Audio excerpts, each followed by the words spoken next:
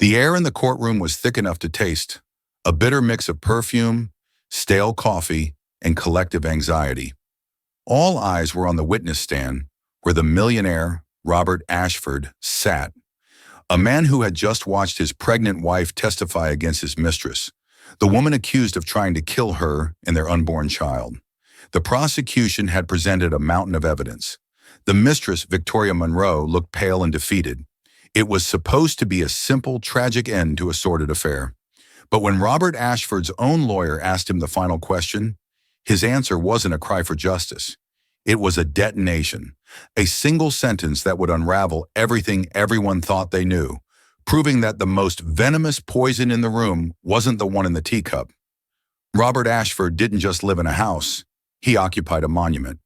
Perched high in the sun-drenched hills overlooking the city, the sprawling glass and steel structure was less a home and more a statement of conquest. He was a titan of the tech industry, a man who had clawed his way up from a middle-class background to become a name whispered with a mixture of awe and envy. His company, Nexus Dynamics, was at the forefront of AI integration, and his personal fortune was a staggering figure that newspapers loved to estimate. His wife, Jessica Ashford, was, to the outside world, the perfect complement to his empire.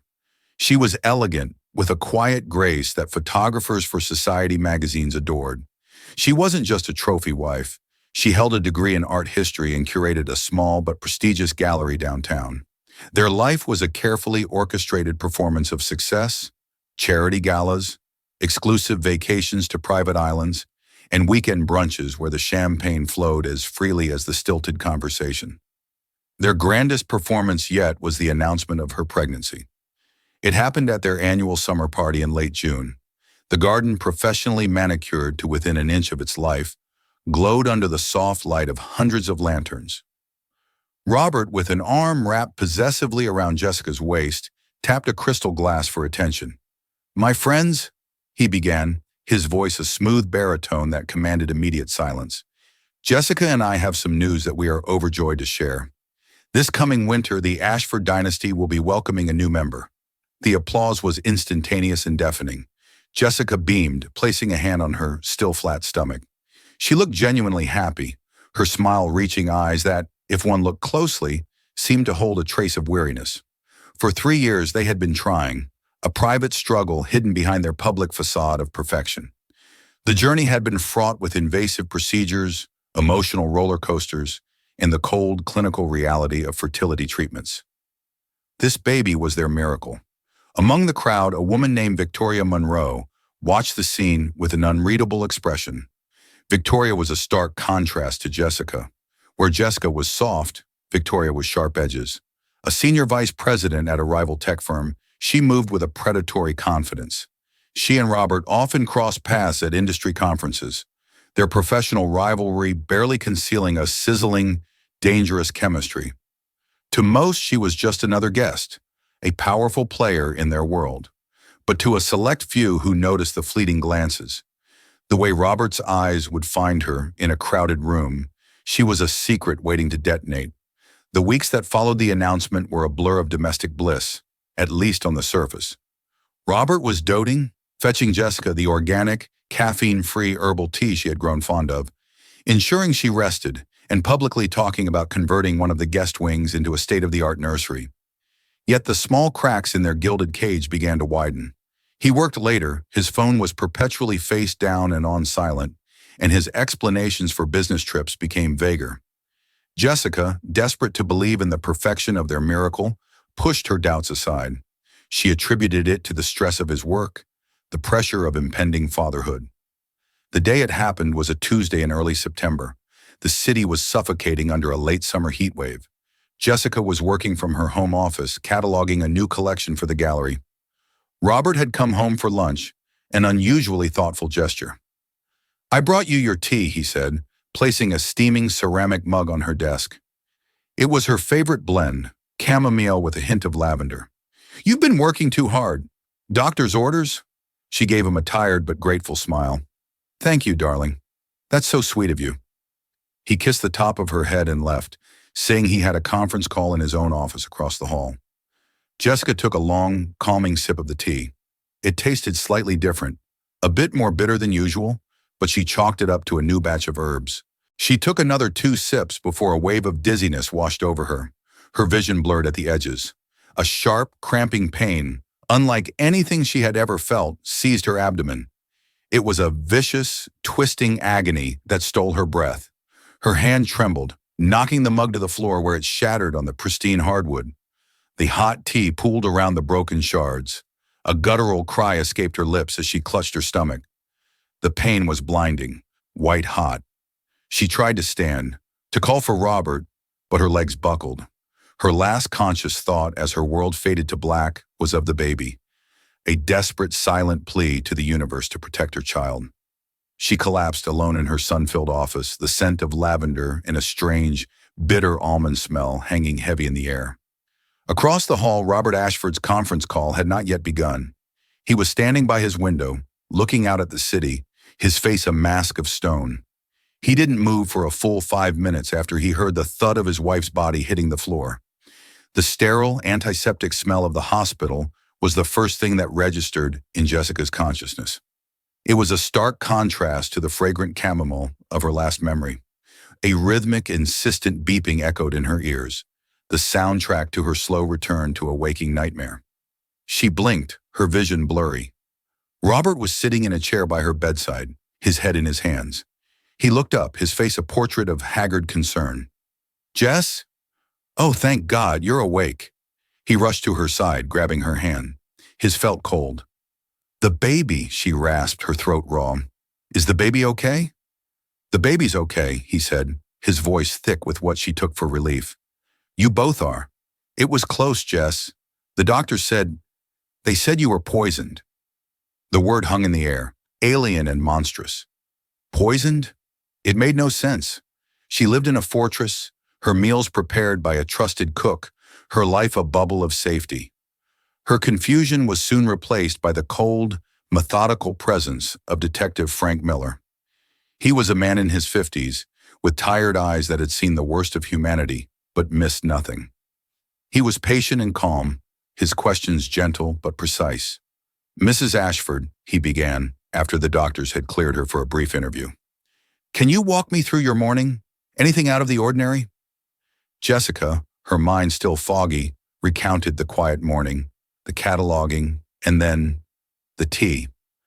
"My husband, Robert, he brought it to me. It was my usual herbal tea." "Did anyone else have access to the kitchen or the teacup this morning, Mrs. Ashford?" Miller asked. "Just our cook, Maria, but she left after preparing lunch ingredients. And Robert, of course, no one else." Detective Miller's gaze was steady. He already knew the toxicology report. The substance found in Jessica's system, and in the residue of the shattered mug, was oleandrin. It was a potent cardiac glycoside, a poison derived from the oleander plant. It was rare, difficult to obtain without raising suspicion, and brutally effective. A few leaves steeped in hot water were enough to cause catastrophic cardiac arrest. The dose Jessica had ingested was significant, but her immediate collapse and the quick response of the paramedics had saved her, and miraculously, the fetus. The investigation pivoted quickly. Robert Ashford was questioned extensively. He appeared devastated, a husband torn apart by the near loss of his wife and child. He had a solid alibi for the morning. He was in his home office, visible to his assistant via video link as they prepped for a meeting. He recounted making the tea for Jessica, using a prepackaged tea bag from a box in their pantry. The detectives processed the kitchen meticulously. They found the box of chamomile lavender tea. It was sealed. But when they analyzed the other tea bags inside, they found nothing. The poison had been introduced into that single serving. How? The first thread appeared on Robert's phone. Under the guise of searching for any potential threats or strange communications, the tech crimes unit combed through his data. Robert had been careful, deleting messages and call logs. But he wasn't careful enough. In a backed-up cloud file, they found fragments of deleted texts. They were from Victoria Monroe. The messages were passionate, demanding, and in the days leading up to the poisoning, increasingly frantic. "She's having your baby, Rob. How can you expect me to just stand aside?" You promised me. You promised it would be us. I can't live like this. We need to do something. Something permanent. The final piece of the puzzle slotted into place with a sickening click. A digital forensics team traced a recent online purchase made by Victoria Monroe. Using an encrypted browser and a prepaid credit card, she had ordered a rare ornamental plant specimen from an obscure botanical supplier 2 states away. The plant was Nerium oleander. The delivery address was a private mailbox she had rented under a false name just a month prior. And then there was the CCTV footage. A security camera from a neighboring estate, pointing down the long private road that led to the Ashford residence, had captured a familiar car, Victoria Monroe's sleek black sports car, driving slowly past the gates on the morning of the poisoning. It didn't stop, but it was there, lingering. The case seemed open and shut. The motive was classic, as old as time itself. A jealous mistress desperate to eliminate her rival. The means and opportunity were now established. Victoria had the poison, and she had been near the house. The police theorized she had somehow gained access, perhaps through an unlocked door or with a copied key, and dosed the single mug Robert would later use. Detective Miller, accompanied by 2 uniformed officers, found Victoria at her starkly modern downtown apartment. She was in the middle of a video conference, the picture of a corporate powerhouse. When she saw the police, her composure fractured for just a second.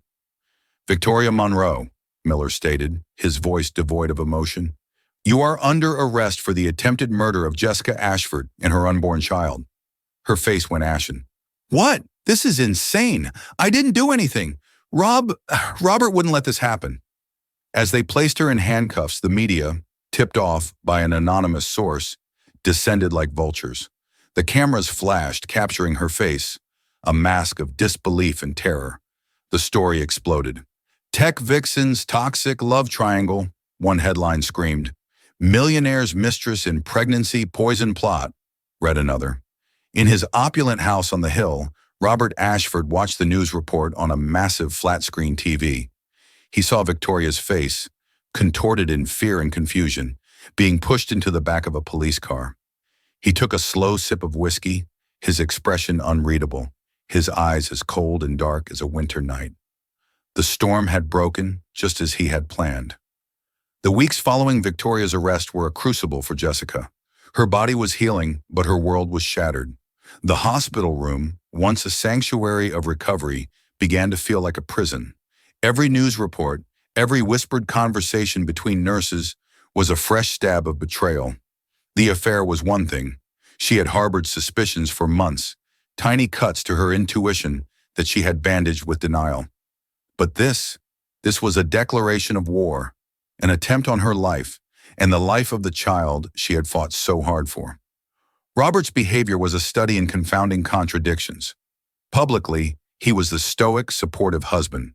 He issued a statement through his publicist requesting privacy, stood by Jessica's bedside for the cameras, and spoke in grave tones about this horrific, senseless act. But in the quiet moments when the doors were closed, a chilling distance grew between them. His touch was fleeting. His eyes seemed to look right through her. He spoke of justice for her, but his words felt rehearsed, hollow. The first major crack in his facade appeared when the topic of legal representation came up. "We need the best," Jessica had said, her voice still weak but laced with a new, steely resolve. "Someone who will make sure she can never harm anyone again." "I've already taken care of it, Jess," Robert replied, not looking up from his tablet. "I've retained Walter Jennings." Jessica was stunned. Walter Jennings wasn't a prosecutor. He was the most ruthless corporate defense attorney in the state, a shark known for protecting powerful men from the consequences of their actions. "Walter Jennings? Robert, he's a defense lawyer. We're the victims. We need a prosecutor, the DA Bynkum's office." "Jennings will act as our family's counsel," Robert said dismissively. "He'll liaise with the district attorney, ensure our interests are protected. He's the best, trust me." But she didn't trust him.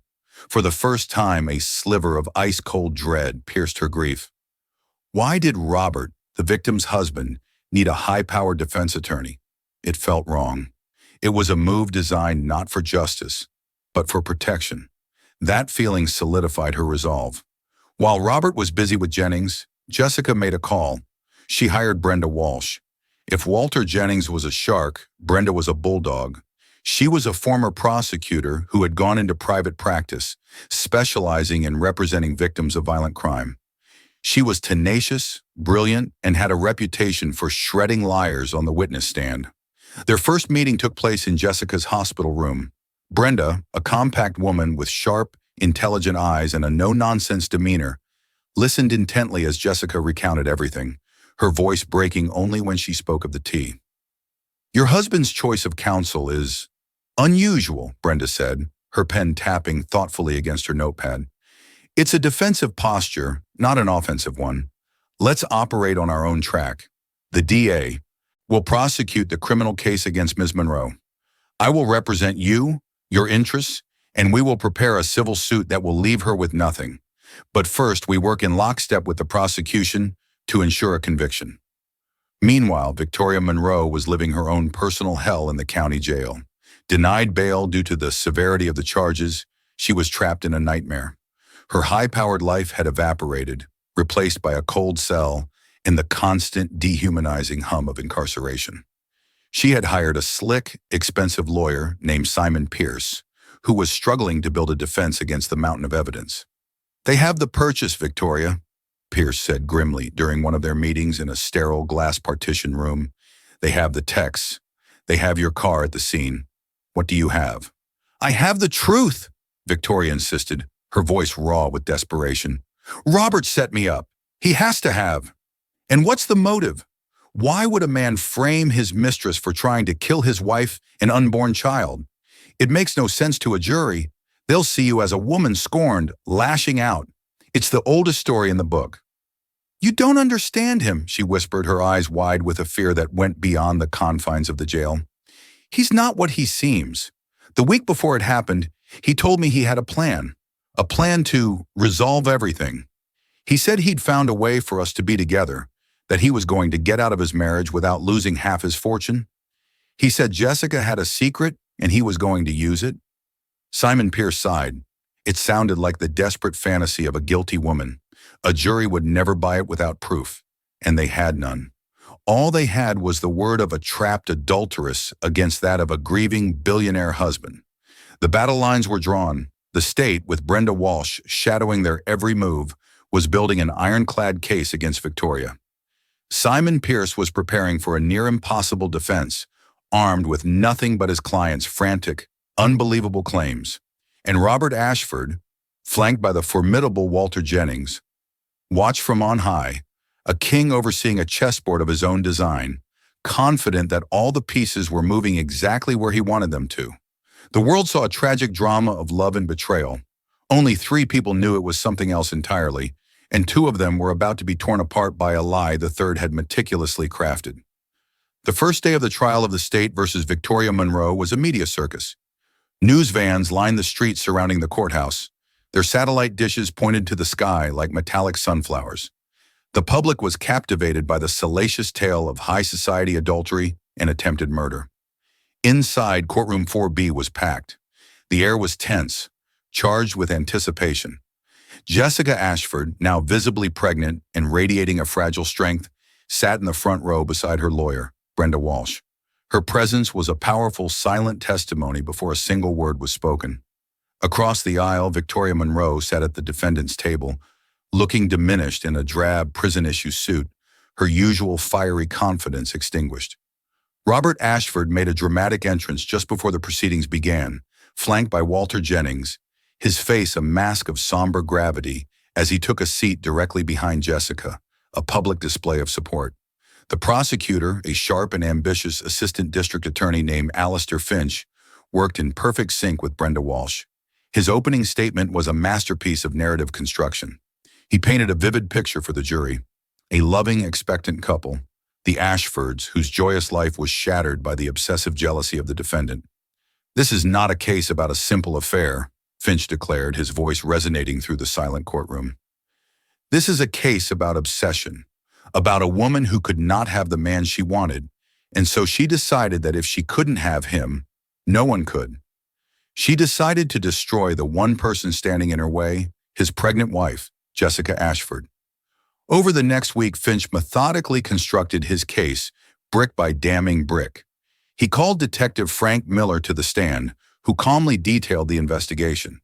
The jury saw photographs of the shattered teacup, the toxicology reports confirming the presence of oleandrin, and the digital trail that led straight to Victoria.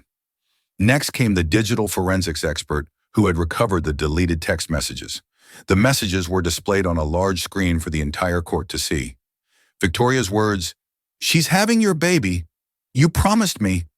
We need to do something permanent," appeared cold and premeditated under the harsh courtroom lights.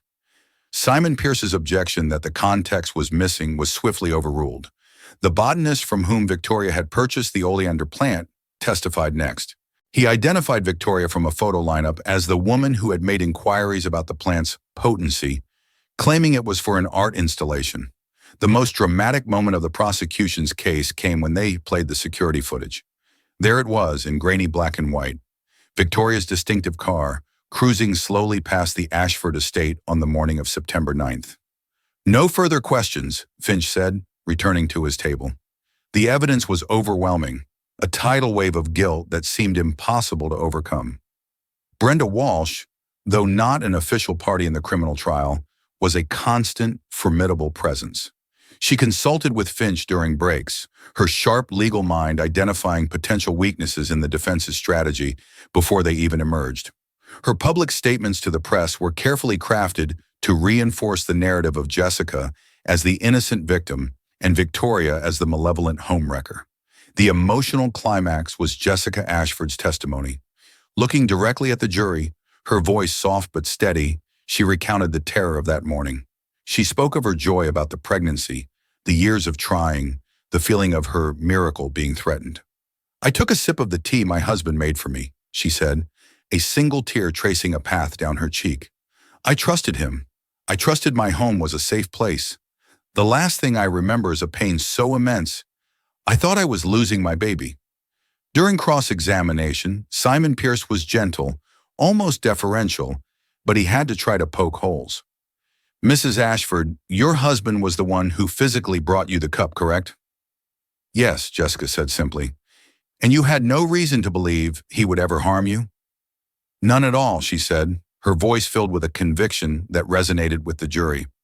"Did you know he was having an affair with my client, Ms. Monroe?" "Objection!" Finch shouted. "Relevance?" "It speaks to the state of mind of all parties, Your Honor," Pierce argued. "I'll allow it," Judge Davies said. "The witness will answer." Jessica took a deep breath. "I suspected. I didn't want to believe it." "So you were aware of a potential rival for your husband's affections?" "I was aware my husband was being unfaithful," Jessica corrected, her voice firm. "I did not know it would lead to my being poisoned." It was a devastating blow to the defense. Jessica came across as a wrong but strong woman, not a naive wife. Victoria, by contrast, just looked more and more like a desperate, scorned mistress. As Jessica stepped down from the stand, she avoided looking at either Robert or Victoria. Her focus was solely on the jury, her silent plea for justice palpable. The prosecution rested its case. The courtroom was heavy with the certainty of Victoria's guilt. Simon Pierce looked at his client, whose face was a mask of despair. The perfect case had been presented, and he had nothing but the unbelievable ramblings of a woman who claimed the real villain was the grieving husband everyone saw as a victim. The trial was, for all intents and purposes, over, or so everyone thought. The defense's turn to present its case felt less like a counterattack and more like a final futile gesture. Simon Pierce knew he was on the ropes. The jury was already looking at his client with a mixture of pity and contempt. His only strategy was to try and cast a shadow of doubt, however faint, on the figure of Robert Ashford. He began by calling a character witness, a colleague of Victoria's, who described her as ambitious and driven, but not violent or unstable. It did little to move the needle. He then tried to argue that the evidence was circumstantial. "Ms. Monroe's car was on the road, yes," Pierce said in his opening defense statement, "but it never stopped. The prosecution has provided no evidence of how my client, a well-known business rival of Mr. Ashford's, could have gained access to a secure estate, poisoned a single teacup, and left without a trace. It was a valid point, but one easily lost in the emotional torrent of the prosecution's narrative. The jury had the text, the plant purchase, the motive. The how seemed like a minor detail they were willing to overlook. The centerpiece of the defense was Victoria Monroe's own testimony. It was her one chance to tell her side of the story. She walked to the witness stand, her movements stiff. She looked out not at the jury, but at Robert, who refused to meet her gaze. "Ms. Monroe," Simon Pierce began gently, "please tell the court about your relationship with Robert Ashford." Victoria's voice was shaky at first, but grew stronger as she spoke. "We were in love, or I thought we were. He told me his marriage was over, a business arrangement. He said he was trapped. And what happened when you learned of Mrs. Ashford's pregnancy?" "I was devastated," she admitted. "But Robert, he calmed me down. He told me it didn't change anything. He said, and I quote, 'This changes the timeline, but not the outcome.' He told me he had a plan. A plan for what? To be with me, to get out of his marriage. He was obsessed with his prenup. He said a divorce would cost him half his company, but he'd found a loophole. He was hiring a private investigator to follow Jessica. He was convinced she was hiding something, and he was going to use it to invalidate the prenup." An audible murmur rippled through the courtroom. This was the first time this allegation had been made public. Brenda Walsh leaned over and whispered something to Alistair Finch, who scribbled a note. "So your testimony," Pierce continued, "is that Mr. Ashford was not a happy, expectant father? He was an actor. He was performing. To me, he was cold about the baby. He called it her child, never our child. He told me to be patient, that he was setting the stage to resolve everything." It was a compelling story, but it was just that, a story. Under Alistair Finch's scathing cross-examination, it fell apart. "Ms. Monroe," Finch began, his voice dripping with sarcasm, "so you're asking this jury to believe that Robert Ashford, the victim in this case, is actually a master manipulator who framed you for a crime you didn't commit?" "Yes, he did," Victoria pleaded. "And what evidence do you have of this plan? Any emails? Recordings? A single text message to support this elaborate theory?" "No. He was always careful. He only talked about it in person." "How convenient," Finch sneered. "Let's talk about something we do have evidence of. This plant," he said, holding up a photo of the oleander. "Did you or did you not purchase this plant, known to contain a deadly poison?" "I did, but he told me to. He said he needed it for something to do with his garden, something about a pest. I don't know, it sounded stupid, but I trusted him." Her explanation sounded feeble, pathetic. A woman who ran a multi-million-dollar division of a tech company buying a poison plant for her lover's garden pest problem? The jury's disbelief was written on their faces.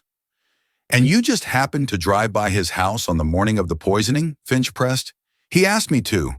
He said he would leave a package for me at the end of the drive, documents related to his plan, but there was nothing there. I drove by, saw nothing, and left. I realized later he just wanted my car on that camera." By the time Finch was done, Victoria was in tears, her credibility in tatters. She came across not as a victim of a conspiracy, but as a delusional woman trying to pin her own horrific actions on the man who had spurned her. As Victoria stepped down, a broken woman, Simon Pierce felt a cold knot of dread in his stomach. He had failed. He had put his client on the stand, and the prosecution had torn her to pieces. He glanced at the jury, then at Judge Davies. The end was near, but as he sat down, his junior associate passed him a file. It was a last-ditch, deep-dive financial analysis of Robert Ashford's shell corporations they had subpoenaed. They had been looking for payments to a PI, something to corroborate Victoria's story. They hadn't found any, but the associate had flagged one transaction, a single wire transfer for $50,000 made 3 weeks before the poisoning. It was from an Ashford-owned shell company to a boutique entity called Biosolutions Lab. It was a dead end. The lab specialized in non-toxic organic compound analysis and synthesis. It had nothing to do with poisons or private investigators. Dejected, Simon Pierce pushed the file aside. It was useless. The glimmer of doubt Victoria's story had created was gone. extinguished by the brutal reality of the evidence. The climax of the trial arrived. The prosecution, in a move of pure theatrical confidence, called Robert Ashford to the stand as a rebuttal witness. It was meant to be the final nail in Victoria Monroe's coffin, the testimony of the grieving husband to erase any lingering doubts her wild accusations may have raised. Robert walked to the stand with a quiet, dignified sorrow. He was impeccably dressed in a dark suit, his face etched with strain. He sat down, adjusted his microphone, and looked toward the jury with an expression of profound sadness. Jessica watched her husband, her heart aching for the man she thought he was. Alistair Finch approached him with a gentle reverence. "Mr. Ashford, thank you for being here. I know this is incredibly difficult. Could you please tell the jury about your relationship with the defendant, Miss Monroe?" "It was a mistake," Robert said, his voice low but clear. "A terrible, regrettable mistake that I will carry with me for the rest of my life. I betrayed my wife's trust, and I live with that guilt every day." "And when you told Ms. Monroe that your wife, Jessica, was pregnant, how did she react?" "She was not happy. She became volatile, unpredictable. Her messages became more demanding, more desperate. I tried to end it, but she wouldn't let go." His testimony was flawless. He was calm, regretful, and utterly believable. He painted Victoria as unhinged and himself as a flawed man trying to do the right thing after making a terrible error. Simon Pierce knew he had one last chance, a cross-examination that was likely to be a career-ending failure. He felt the weight of his client's life on his shoulders. He stood up, clutching the useless financial file, his mind racing. He had nothing. But then Walter Jennings, Robert's own high-priced lawyer, stood up.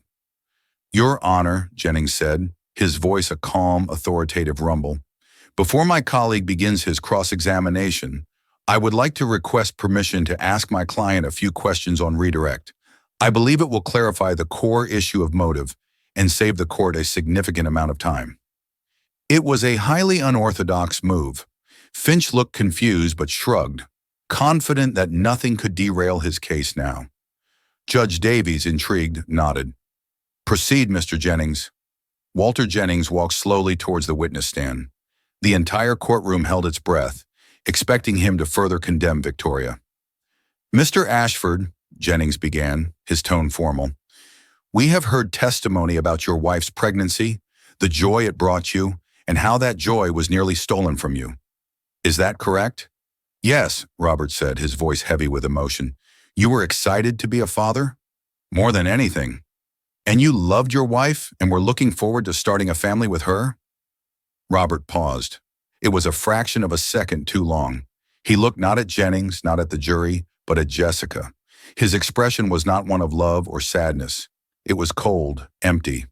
"I was," he said, his voice flat, devoid of the emotion from moments before. Jennings continued, his voice steady. "Mr. Ashford, in the weeks leading up to the incident, did you have any reason to doubt the paternity of the child your wife was carrying?" The question landed like a physical blow. A collective gasp swept through the courtroom. Alistair Finch shot to his feet. "Objection, Your Honor. What is this? This is baseless, inflammatory." "Sit down, Mr. Finch," Jennings said without looking at him. "It is the very foundation of motive." "I'll allow it," Judge Davies said, her eyes narrowed, now leaning forward with intense interest. "But you are on a very short leash, Mr. Jennings. The witness will answer." Robert Ashford turned his gaze from Jessica to the jury. He took a deep, deliberate breath. "Yes," he said, the word cutting through the stunned silence. "I had doubts." Jennings nodded slowly. "And did you take any steps to confirm or deny these doubts?" "I did," Robert said. "I hired a private investigator to follow my wife, and I obtained a sample of her DNA from a hairbrush and had a non-invasive prenatal paternity test conducted without her knowledge." The courtroom was in absolute uproar. Jessica stared at Robert, her face a mask of horrified disbelief. Her hand went to her stomach, a protective instinct. Brenda Walsh was on her feet, her face thunderous, but she was too stunned to speak. "Mr. Jennings, what is the meaning of this circus?" Judge Davies demanded, banging her gavel repeatedly. "Order! Order in this court!" Walter Jennings waited for the noise to subside. He walked over to his briefcase, retrieved a sealed envelope, and handed it to the court clerk. Your Honor, this is the official notarized report from the DNA laboratory. Let it be entered as Defense Exhibit A. He turned back to his client. His final question was delivered with surgical precision. Mr. Ashford, Jennings asked, his voice ringing with chilling clarity, what was the result of that test? Robert Ashford looked directly at the jury, his face impassive, his voice as cold as a morgue slab. The results were conclusive, he announced to the shocked courtroom. There is a 0% probability that I am the father of the child my wife is carrying. The bomb had detonated. Chaos erupted. Jessica let out a strangled sob, collapsing into Brenda Walsh's arms. Reporters were sprinting for the doors. Victoria Monroe stared at Robert, her expression not of triumph, but of dawning, sickening horror, as if she was only just beginning to understand the true nature of the game she was a pawn in. Robert Ashford sat on the stand, a solitary, unmovable figure in the eye of the hurricane he had created. The trial of Victoria Monroe was over. A new, far more terrifying one had just begun. The bomb had not just detonated, it had vaporized the very ground the trial stood upon. The sound of Robert Ashford's declaration, a 0% probability, sucked the air from the room before expelling it in a tidal wave of chaos. Judge Davies's gavel was a frantic, useless pecking against a wall of thunderous noise. Reporters, no longer journalists but a single organism of frantic ambition, shoved their way towards the exits, thumbs flying across phone screens, transmitting the headline that would dominate the global news cycle for days. Jessica felt the world tilt on its axis. The words didn't just register, they were a physical violation. A sound, a guttural sob mixed with a strangled gasp, tore from her throat as she crumpled. It wasn't just the public humiliation of her infidelity being exposed. It was the chilling calculation behind it. Robert hadn't just discovered her secret. He had held it, weaponized it, waited for the most public, most damaging moment to deploy it. Brenda Walsh wrapped a protective arm around her body forming a shield as she guided her client through the swarm of bailiffs and court officers toward a private witness room. Inside, the dam broke. Jessica's sobs were violent, racking her entire body. He knew, she choked out, the words barely intelligible. All this time, at every doctor's appointment, every time he touched my stomach. He knew. He was pretending. Who is he, Brenda? The man I married. He wouldn't do this. The man you married doesn't exist, Jessica, Brenda said, her voice a low, furious growl. The legal strategist in her was working at lightning speed, processing the implications. This isn't a husband scorned. This is a corporate raider executing a hostile takeover of his own life. The prenup. It has to be the prenup. There must be a fidelity clause, and a paternity clause is the most ironclad of them all. He's not doing this to clear his name. He's doing it to protect his stock portfolio. She looked at Jessica's tear-streaked face, and her own expression hardened into one of pure, unadulterated resolve. He is not going to get away with this. Across the courthouse in a sterile holding cell, Victoria Monroe was experiencing a different kind of collapse. The initial dizzying rush of relief at the revelation, the proof that she wasn't entirely crazy, was quickly consumed by a creeping, ice-cold dread. She looked at her lawyer, Simon Pierce, her eyes wide with a horror that went far beyond her own legal predicament. It was all a script, Simon, she whispered, her hands trembling. Every word he ever said to me. Be patient. I have a plan. A permanent solution. I thought he was talking about us, about love. He was talking about logistics. I wasn't the other woman. I was an asset, a tool to be used and then disposed of. That's why he needed me to buy the plant. That's why he needed my car on that camera. He wasn't just framing a mistress. He was building a narrative for a jury. She finally understood. Robert hadn't been caught in a love triangle. He had constructed it, and she was just one of the load-bearing walls he planned to demolish in the end. That evening, Simon Pierce and his junior associate, a tireless young lawyer named Ben Carter, were buried in documents in their war room. The air was thick with the smell of cold pizza and stale coffee. It doesn't make sense, Ben said, rubbing his eyes as he stared at the Ashford financial records on his screen. If his goal was to expose the affair, why frame Victoria at all? It's overkill. It's messy. Because he's not messy, Simon countered, pacing the room. He's a systems architect. Everything he builds is elegant, efficient, and ruthless. Every piece has a purpose. What purpose did framing Victoria serve? He stopped, remembering his client's words. A tool to be used and then disposed of. He needed to get rid of both of them, he said aloud. Divorce Jessica, imprison Victoria. He walks away clean. No alimony, no palimony, no loose ends. But the evidence against her is too perfect, Ben argued. It's almost, cinematic. The word hung in the air. Simon froze. He walked over to the whiteboard where they had listed all the key evidence. The text messages, the plant, the car. It was all from Victoria. The poison itself was the only piece not directly tied to her. It was the one piece tied to the house, where Robert had been. His eyes then drifted to the useless financial file he had tossed aside earlier. That lab, he said suddenly, Biosolutions. Get me everything you can on them. Now. For hours they dug. The company was obscure, its public face a generic corporate website about organic compound consulting. But Ben, a master of the deep web dive, found a research paper published in a niche toxicology journal. It was co-authored by the lab's founder. The paper was titled High-Fidelity Symptomatic Mimesis, the Synthesis of Non-Toxic Analogs for Training in Poison Response. Simon read the abstract, his blood turning to ice.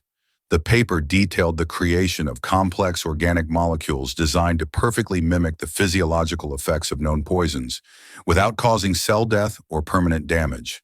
It was a breakthrough for medical training. It was also, in the wrong hands, the blueprint for the perfect crime. He picked up his phone. Ben, he said, his voice grim, cancel our motion for a mistrial. We're recalling Robert Ashford to the stand. The next day, when Robert Ashford retook the witness stand, the atmosphere in the courtroom was different. The air of tragedy was gone, replaced by a cold, predatory tension. Robert himself seemed more arrogant, his mask of the grieving victim replaced by the cool confidence of a king who had successfully checkmated his opponents. He believed the worst was over. Simon Pierce approached the stand. His demeanor was not that of a defeated man, but of a surgeon about to make a final, deep incision. Mr. Ashford, he began, his voice even, you have testified under oath that you knew your wife was carrying another man's child. You must have felt a great sense of betrayal. That would be an understatement, Robert said, his tone dripping with self-pity. A betrayal so deep that one might understand a man wanting to lash out, to seek revenge. I am not a vengeful man, Robert said smoothly. I simply sought the truth. Ah, the truth, Pierce mused. Let's talk about the truth. You own a shell company, Viridian Holdings. Through that company, on August 15th, you paid $50,000 to a firm called Biosolutions Lab. Do you recall this? Robert's eyes tightened almost imperceptibly. As I said, a business expense. An expense for what exactly? What services did Biosolutions render? Consulting on organic pesticides for my estate's gardens, Robert lied. The cover story he had likely prepared months in advance. Organic pesticides, Pierce repeated, letting the words hang in the air. Because you, a man planning to expose his wife's affair in a public trial, were primarily concerned with aphids on your rose bushes. He walked over to the prosecution table and picked up the original toxicology report. The report states that Mrs. Ashford was poisoned with oleandrin, a potent, often fatal cardiotoxin. The doctors testified it was a miracle she and the fetus survived a dose of that size. But what if it wasn't a miracle, Mr. Ashford? What if it was by design? He turned to face the jury. Biosolutions Lab has one specialty. They create non-lethal poison mimics, compounds that trigger all the terrifying symptoms of poisoning, the cardiac arrhythmia, the vertigo, the pain, but are engineered to metabolize and pass through the system without causing lasting harm. It's the ultimate illusion. He spun back to Robert, his voice a lash. You didn't want to kill your wife, did you? You needed her and the baby alive. You needed that baby to be born so you could present a DNA test in court. void your prenup, and save your fortune.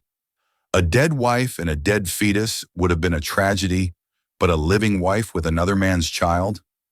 That's a breach of contract. Walter Jennings was on his feet. Objection. This is the most ludicrous, unfounded fantasy I have ever heard in a courtroom. Is it? Pierce shot back, not waiting for the judge. I am requesting that this court orders a retest of the evidence. I'm also submitting into evidence this research paper on symptomatic mimetics from Biosolutions Lab. You didn't give your wife oleandrin, Mr. Ashford. You gave her a custom-designed theatrical prop. You dosed her tea with a lie designed to trigger a medical response that would lead to a toxicology report, an investigation, and the eventual arrest of the woman you had so perfectly set up to take the fall. The entire monstrous blueprint was laid bare. The genius of it was its cruelty. He hadn't just framed two people. He had used the life of an unborn child as a ticking clock for his own financial gain. Robert Ashford stared at Pierce, his face pale, his composure finally shattering. The mask fell away, not to reveal a man, but a monster. His eyes, burning with a furious, narcissistic light, darted from the jury's horrified faces to Jessica's look of utter revulsion, to Victoria's terrified comprehension. He was a god whose temple was collapsing around him. "They deserved it!" he roared, lunging forward in the witness box as if he could physically strike down the truth with his bare hands. The sound was primal, a snarl of pure, entitled rage. "They thought they could play me? The cheating wife and the clinging mistress. They were liabilities. I built an empire, and they were going to bleed it dry with their pathetic little emotions and their secrets. It was a perfect plan, an elegant solution. I was the victim. I controlled everything. I was supposed to win. I always win." His screamed confession echoed in the stunned silence that followed, the final, insane rant of a deposed king. For a long moment, nobody moved. Then Detective Frank Miller, who had been watching from the back of the courtroom, calmly walked down the aisle. He nodded to the two bailiffs standing by the witness stand. The click of the handcuffs snapping onto Robert Ashford's wrists was the only sound in the room. It was the sound of a gilded cage slamming shut on its creator. The aftermath was a legal and social earthquake. The case against Victoria Monroe was immediately dismissed. She walked out of the courthouse a free woman, but forever changed. Her name cleared, but her life irrevocably scarred by the man she had once loved. She vanished from the public eye, seeking an anonymity she would likely never truly find. Robert Ashford was charged with a litany of crimes, including attempted murder, perjury, and conspiracy to obstruct justice. His confession in court made the trial a formality. The man who saw himself as a master puppeteer was now just a common criminal. His brilliance curdled into monstrous arrogance. He was sentenced to life in prison, his billion-dollar empire crumbling into legal fees and settlement costs, his name now a synonym for diabolical betrayal. And Jessica? She faced the hardest road of all. She had to navigate the public humiliation of her own infidelity, while simultaneously processing the fact that her husband was a sociopath who had used her, her unborn child, and his lover as pawns in a twisted game. But through the wreckage, she found a strength she never knew she had. She gave birth to a healthy baby girl. She divorced Robert, sold her share of their assets, and moved away, leaving the gilded cage and its poisoned memories behind. She never revealed the name of her child's biological father, choosing to build a new life for the two of them, free from the shadows of powerful, destructive men. This story serves as a chilling reminder that the deepest betrayals often wear the most convincing masks. Justice found its way, but not before secrets, lies, and a cup of poisoned tea nearly destroyed everyone involved. Thank you for listening. If this story captivated you, please hit that like button, share it with someone who appreciates a story of shocking twists, and be sure to subscribe to our channel for more true-life dramas that uncover the darkness lurking behind closed doors. Hit the notification bell so you never miss an update. What part of Robert's plans shocked you the most? Let us know in the comments below.